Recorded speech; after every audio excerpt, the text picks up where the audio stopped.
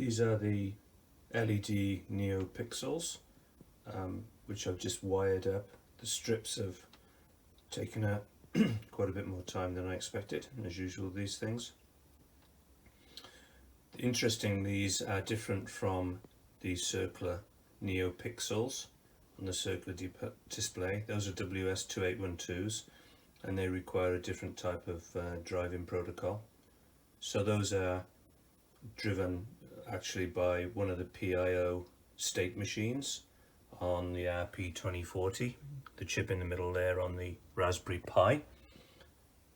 And having programmed that in machine code on the state machine, they're instantiated in Python to do to turn on and off at whatever color you want. These are different. These are APA102s and are in theory easier to drive because they use a standard SPI interface.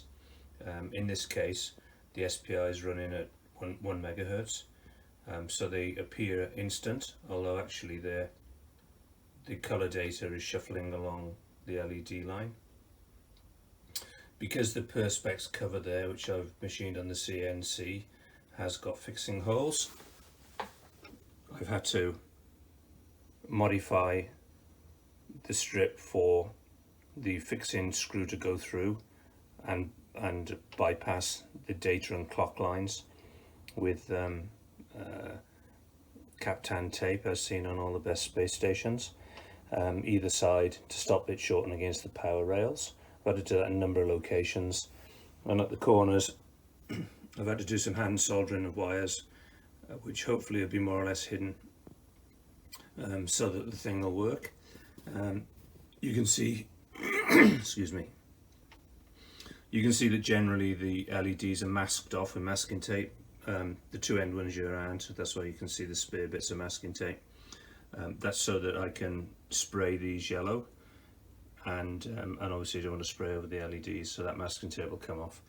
But at the moment the thing is working well, and I can program any number of patterns and moving patterns and so on now that I've got the protocol working correctly.